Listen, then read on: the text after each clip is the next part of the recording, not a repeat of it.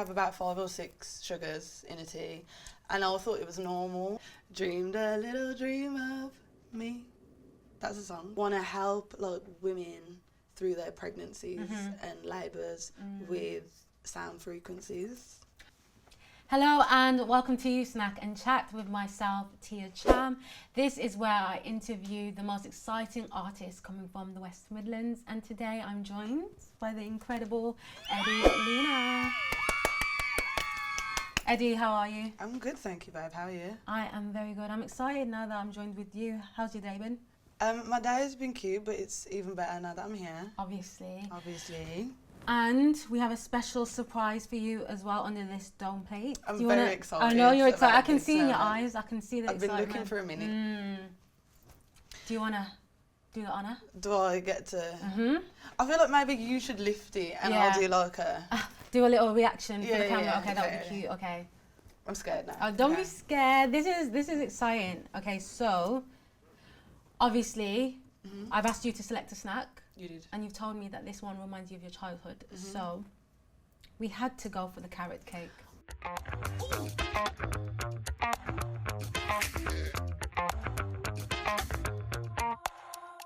Oh, look how cute. Did they come with carrots on? I cannot reveal that information, but yeah, it didn't come with the carrots on. But we made it really nice for you. Oh, and you know what? Excited about that. I'm excited too, because I'm not going to lie to you. When I saw carrot cake, I was like, me and this girl are like this, because carrot cake reminds me of my childhood as well.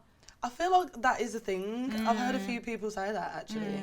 Yeah, carrot cake is just, I feel like carrot cake is a signifier of whether someone has good taste. I'm not even going to lie to you. And I know you're a girl with taste because you picked it. True. Okay, so as well as the carrot cake, you specified really sugary tea. So that's what we have here. But I need to ask, how sugary are we talking? Do you know what? I have calmed down.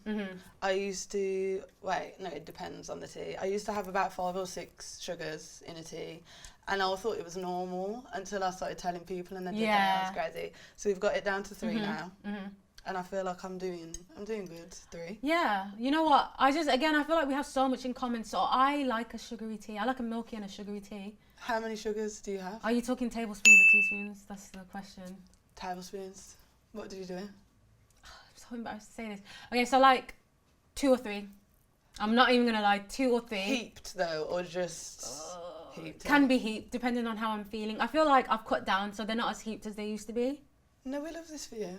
Yeah, because you know what, we're going. That's true. I'm a bit of a sweetheart, but yeah. So you've got your sugary tea, and we've got our carrot cake. So excited to try it. So we just cut a slice. How many slices do you want? Maybe just 1. Let's not get crazy. No, I think we should. You know, it's the right vibe for it. Let's get crazy. There's a small one for you. Thank you. And then I'll cut a little one. We'll have modest slices for right now. Yeah, it's cutesy. Yeah, cutesy. So how have you been spending your week? What are some of the exciting things that have happened? I've been making new music. That's what which is exciting. I've had like a real moment of realisation with my music. Do tell. We're going back to basics. I feel like I used to release like very slow ballads, and then I got a bit carried away. So we're gonna go like all the way back to. I used to play like guitar and do little YouTube covers when I was younger. Yeah, I know. So we're going all the way back to that version. And we're gonna start this whole thing again, and I'm really excited about it. Can I ask what's prompted that? Like, what's made you want to go all the way back? I feel like I just ended up with a lot of just the pressures of the industry, right? I ended up with a lot of insecurity about what I was doing, and I think that I ended up trying to please other people with my music instead of like just doing what made me happy. So I've had to I took a whole year. Wow. And I've really had to like unlearn some toxic things that I was doing, and now we're going to start again and we're going to have a great time. So you sing about your mental health a lot. How do you tread the line of being, vulnerable and being private? Well, I think that's what my problem was, because I wasn't finding the line.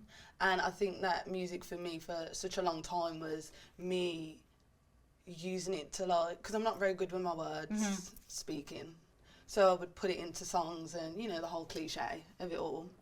And I think that when it came to me releasing, I'm sharing it with people, it was a bit like, whoa, now you all know that I'm crazy. Do you know what I mean? It just felt like a lot. And then it was like people were seeing me for real. So I had to really just figure out my balance there. And I try and do it like more metaphorically rather than blatant, I'm going nuts, guys. Do you know what I'm saying? Yeah. So would you say you felt kind of exposed with your music to a degree? Bad. And I'm open as well. So it wasn't, I don't know what it was about it. It was more I couldn't hide the fact, when you go out and you mask it a bit. I couldn't do that anymore because you've listened to the song, you know what I'm on right now. So the lines were just blurring. Nothing was mine anymore. Do you know what I'm saying? Yeah, and I guess you're kind of reclaiming your power in a way, as corny as it sounds. It is very that. I feel like everything about it is very corny and like cliche in a way. No, but we live for it. Yeah, exactly. It's cute. And you've talked about kind of being shy and struggling with like in social settings, but how do you navigate that when the industry is very social? You kind of have to put yourself out there. How does that work? Well, I had to force myself. So when I was a bit younger, my social anxiety was so bad that I can't even begin. Like, I would get on stage and sing like I'd thrown up live on stage before because I was that anxious. Really? Yeah, but I was so determined. So I would do like a show. I went through a phase. I would do shows literally every single day. I'd like go to pubs, open mics, whatever, and I would sing, and like it would be horrible. It would be so bad, but I would just keep going and pushing through until I got to the end of the song. And I did that for it was like 6 months of terrible shows where I knew I'd panic, and I'd say before I start, listen guys, this is going to be shit. Do you know what I mean? We're not going to have a good time. Yeah. This is for me, not for you. Don't know what to tell you. And then I got a bit better. And now I can sing on the stage and not be scared. Do you know what I mean? So, yeah. What age are we talking? I think that I was just firm in being anxious when I first started. So when I was around 20, I was like, no, if I'm going to be for real, I'm going to need to be able to get on the stage and sing the song. So it was around then. And so what age did you start making music? Like, how did you get into it? I mean, I've always made music. I grew up in the church. Yeah. So standard, and we're all singing in there. And I started writing gospel music. And then I learned to play the guitar because of Hannah Montana. Oh, good old Hannah Montana. I feel we're similar ages, aren't we? So yeah. We're definitely living through that Hannah Montana, Disney Channel era. Like Hannah Montana was a bit of me, and I really wanted to be that lady. Then I wanted to be Justin Bieber. You know the ones. Yeah. And I've all of a sudden forgot the question. Hannah Montana is. It's Hannah Montana Disney is also distracting. But I was just saying, how did you get into music? So you grew up in the church, and it was just natural, wasn't it, for you to... A natural progression. Like, it's just always been... People always say, like, when did you start? And I'm half like... Did I start? I don't know. Like, it just was. I really feel like I came out of the womb this way. How would you describe your sound? Oh, my goodness. Is that like too much? That's a big question, because I know you kind of dabble into... It is a big question. Yeah, I think that... Like, I don't really tend to, like, put myself in, like, a specific... place. So whenever people ask me that, I'm like, I actually don't know. Don't know. Well, what genres would you say resonate with you? I know. So you grew up in church, so I'm assuming you obviously heard a lot of gospel music. Yeah. I know that your dad was a DJ. Okay, research. Oh, we're doing research here, of course. What music was he playing in the house? My dad. So he is like a reggae bashment, dancehall DJ. But in my house, it was always like lovers rock, rare groove, like old sounds. So I grew up with a lot of that. And a lot of my music in general is like jazz rooted. Like, it's not specifically jazz, but it's jazz rooted. Like, the chords, they're all jazz chords. They're just played in more... I can't explain it in like an alt way. You get it? Yeah. So, yeah, I feel like I just draw from a bit of everything. So it's really hard when people say, like, explain it. And I'm like, how long do you have for me to do that? Are there any, like, genres that you feel like you'd like to dabble in that you haven't explored? And why haven't you explored them yet? I really want to dabble in rock. Like, I'm all the way screamo. But I don't want to do it myself. I want to feature on somebody else's rock song. Yeah. Bring Me the Horizon, actually. Specifically, that was my goal always. I think that sounds sick. I think when artists, you know, dabble in genres that we don't expect them to, we get to see a completely different side. And I know, especially because your music can be quite soulful and like reflective at times. I think that'd be really unexpected. Speaking of collaborations, you collaborated with Louis Ray not too long ago. I did. On Rain. I really like that song. You need to tell me, and I have a bit of a crush on Louis Ray, I'm not even going to lie to you. Don't we all? Yeah. I'm lesbian as hell, so do I. How did that collaboration come about? Well, we met on, I was on an episode of Tonight with Target. Yes. And Western were on that episode too. And I was doing a shy girl at that time. Like, I can't blame you. It was my first performance ever, and it was on national television, so obviously like I'm shook. And we made friends after that, and then he rang me, him and his producer, and I was in the club, and they were like, Eddie, come to the studio now, and I was like, I'm a bit drunk, guys, I'm like a bottle of wine deep, and he was like, no, it's fine, just come. So I literally ran out of the club, levered, and went and did the song, and we did it.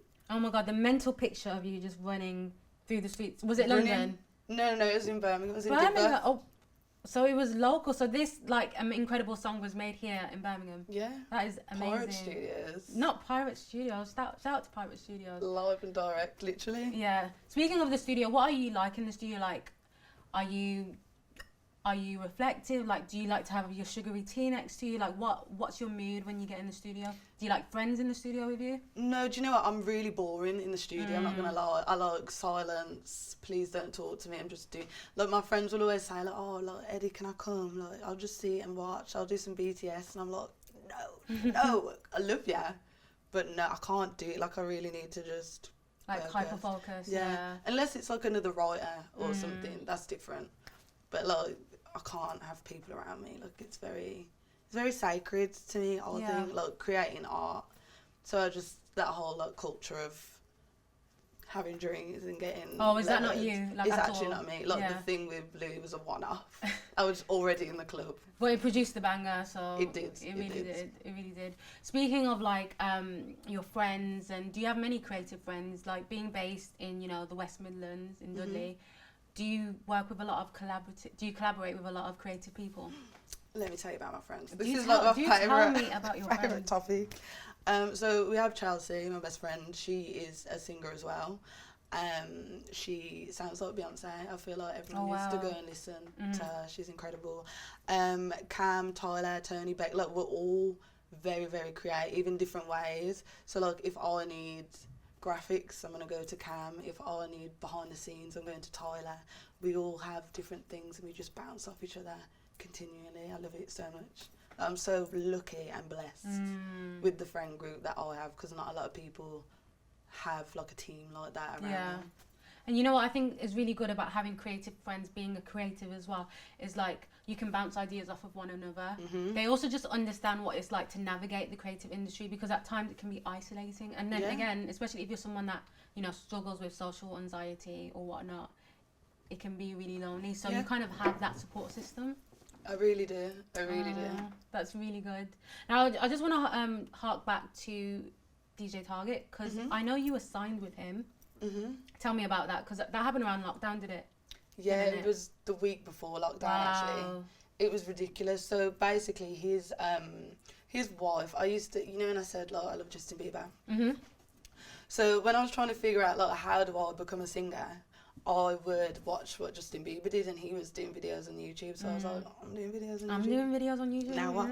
After a bit, I was like, do you know what, guys? It's not working. A bit silly that Usher's not about to come and find me. Do you know what I mean? Why wasn't it working? Were you not getting the views? Were you not? Did you just not enjoy it? No, it was just like, the more I was thinking about it, I was just a bit like, I was young, so I'm like, what are the odds that someone's gonna find me on YouTube? Like, let's be serious.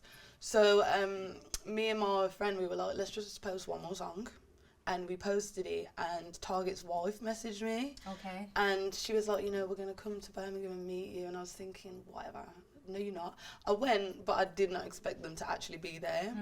And then that started like a friendship.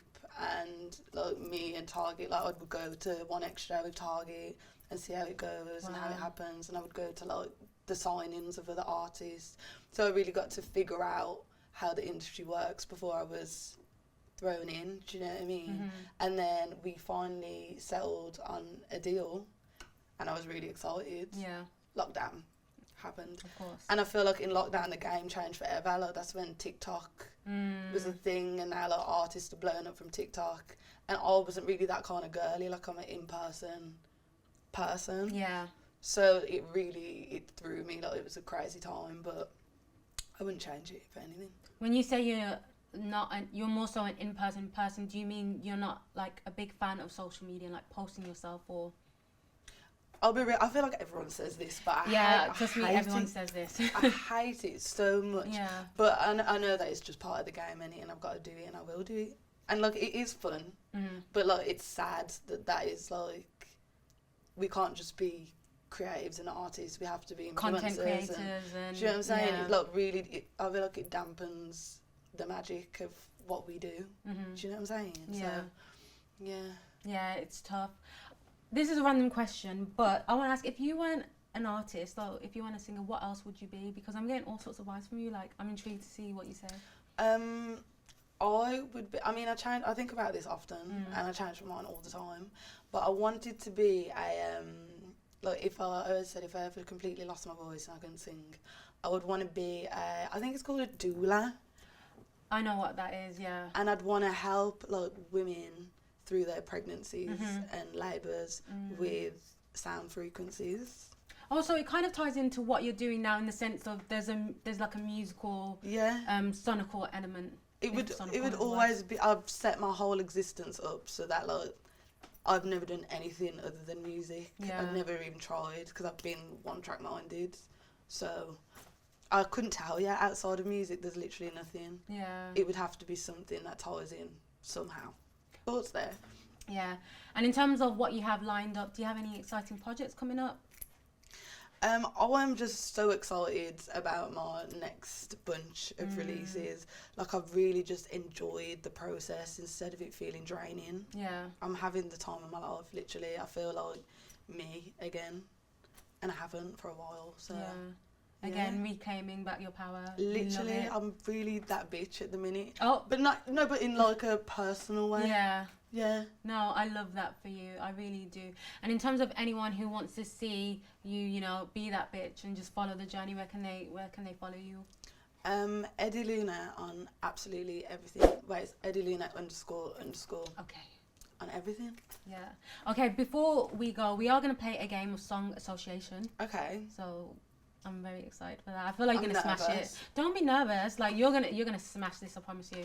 Wait, give me the rules. Okay, so the rules for song association. So I'm going to say a word, and you are going to recite a lyric from a song with the word in it. You following? Yep. Cool. So first word is feelings. Oh my God. Wait, are you going to help me though? Of course not. I mean, I thought we were going to have a cute moment then, and you're going to be like, yeah, babe, of course. No. Feelings.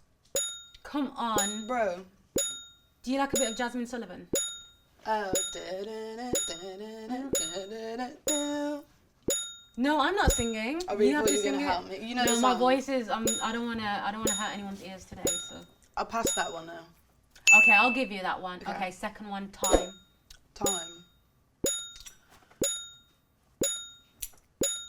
Oh my God, I thought you would be a lot better. No, I'm rubbish at this, you know. Oh, I'm rubbish. okay. Time. Wait, okay. Can you think of one? I can't help you cheat. So we're gonna. No, but can do you you think wanna of do you wanna one? pass on that one? Yeah, okay. Okay, cool. Dream. Okay. Dreamed a little dream of me. That's a song. Yeah, you got that one. Okay, cool. Church. Church. Oh, take me to church, obviously. Yeah. Okay, cool. I was trying to think of one outside the box, but that. Beyonce, church girl. Oh. You feel me? And finally, sweet. Sweet.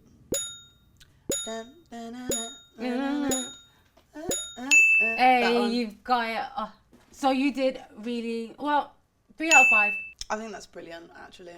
Yeah, okay, that's I'm proud of not too myself. bad. You know what? You should be proud of yourself. I'm Thank proud you. of you too. Thank you so much, Eddy Luna, for coming on and speaking to me. Thank you for having me. I had a really good time. I feel like, snacking and chatting, bonding over carrot cake and sugary tea. We love that. We've had a cute time. Yeah, we have. So thank you so much for joining me. Thank you.